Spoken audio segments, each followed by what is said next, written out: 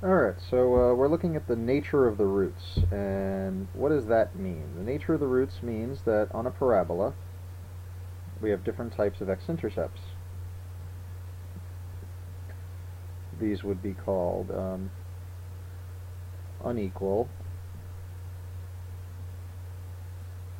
either they're unequal, they are real, and they could be either rational, meaning they're numbers that can be written as fractions, or irrational. Okay, so those are the possibilities for that type of parabola. It's only going to be one of these. It can't be both. It can't be that well, actually, they're real and unequal, and they're either rational or irrational. One can be rational, one can be irrational, or otherwise. Alright, then there's this parabola, this type of parabola, where there is one root. In that case we would say that they are equal, they are real, and they are either rational or irrational. In this case it can't be both. It's one number, it's going to be one or the other. In the other case they could have both been rational, one been rational, one been irrational, or both be irrational. And that brings us to the final case, where the parabola does not touch at all. Parabola does not touch the x-axis at all, so these would be in almost, I think in all cases, they are unequal. They are imaginary. Alright, imaginary numbers are not rational or irrational. I guess if you had to clarify, I guess if we had radical 3i, that might be irrational, but that's not really irrational. So those are the three possibilities. So we're going to take kind of a field trip to another program we can use in this particular video, to GeoGebra, as you can see it there. Alright, so this is GeoGebra. Alright, so this is GeoGebra, and I've created kind of a little program here to walk us through what we're doing. So we're going to come back here in a minute. Let's look at this one more time. So we have to determine whether the roots are either unequal, real, rational, unequal, real, rational, or equal, real, rational, or unequal, and so on. We use what's called the discriminant.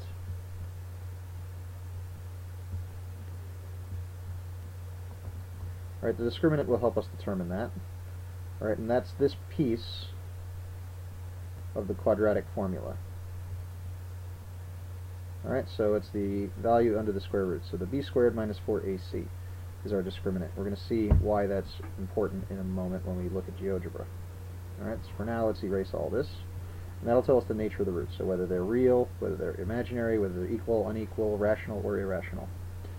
Alright, so let's look at the first case, and that is where b squared minus 4ac is greater than 0. Wait, where b squared minus 4ac is greater than 0. Alright, so let's take a look. So I have these sliders that adjust the values of a, b, and c. So that gives us the quadratic equation x squared plus x minus 2. So by substituting those values into the quadratic formula, it simplifies to be negative 1 plus the roots here simplify to be negative 2 and 1.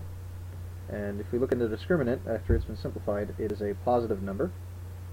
And because it is because this is a value that has a square root, it will actually simplify to be two very nice whole numbers, or non-irrational numbers. So when the discriminant, this value, is greater than 0, we'll have two different roots, because we will be adding and subtracting one of them from the vertex. So the vertex in this case is at negative 1, Oh, actually, is it negative 1?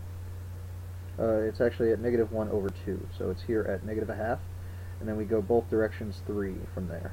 Alright? So if this is positive, we will have 2 roots. Alright, so let's go back to the smartboard slide. So if it's greater than 0, there are 2, or our roots are unequal. Let's say unequal. We'll have unequal roots. So greater than 0, and we have to kind of distinguish between these two possibilities. There's greater than 0 and a square. We will get two unequal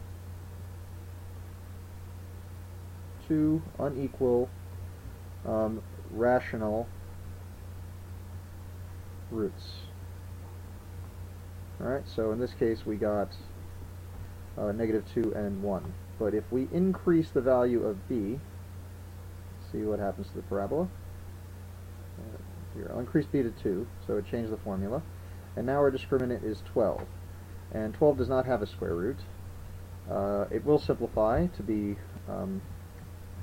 2 radical 3, so our roots are actually irrational numbers because the discriminant is irrational. Alright, but we still have 2 roots. But it's also still greater than 0. So let's go back. So if b squared minus 4ac is greater than 0 and irrational, should really not call this a square, let's say, and is rational. Alright, so if it was rational, the roots will be irrational. So in this case we have 2 unequal irrational roots. Okay, and in these cases, these are all real. Real. Alright, so those are real numbers, because they fit on the real number line.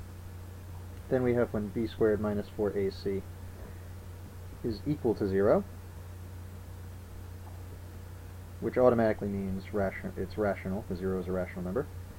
So let's adjust this so that the discriminant is 0. If you look at it now, I can't make it 0 like this. If I move it up this way, that's pretty close to 0. Maybe if I shift this a little, it's pretty close. I want to get it to be exactly 0. There we go. So in this case, I think this is not a good case for some reason. Oh, because b and c is 0, a is 1, so this is y is equal to x squared. We have one root here. Okay. If you notice, the discriminant is 0 in this case. The parabola hits the axis exactly once, so there is only one root, which means they're really the same. There are 2 roots. We have 0 plus radical 0 over 2, which is 0, and 0 minus radical radical 0 over 2, which is also 0. So there are 2 roots, and they're both equal to 0. My computer doesn't register that, the program isn't registering that there are 2 roots because there's a point A that doesn't exist here, and this is based on point A. So these are actually both 0. Alright, so when the discriminant is 0, the parabola hits the vertex once, because it's at the vertex. It hits at the vertex, and it goes plus 0 in one direction and minus 0 in the other direction. So it doesn't go anywhere, as it did before. So the roots in this case are going to be equal and real. These are equal and real. So the roots are equal. We have 2 equal real roots. Okay? Actually, I don't think we can determine whether these things are rational and irrational because it depends on the value of b. If b was actually an irrational number, it might not have made these rational and irrational. So this is fine. But the idea is that you should get is when the discriminant is greater than 0, we'll have 2 roots.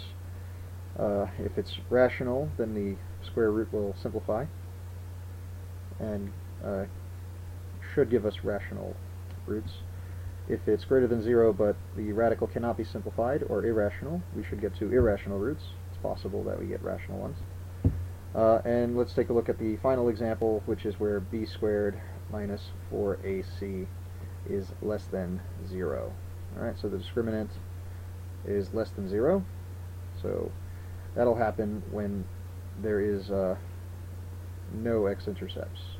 If we have no x-intercepts, we have a I factor here, so the roots are imaginary, and there are no x-intercepts, so they are both undefined.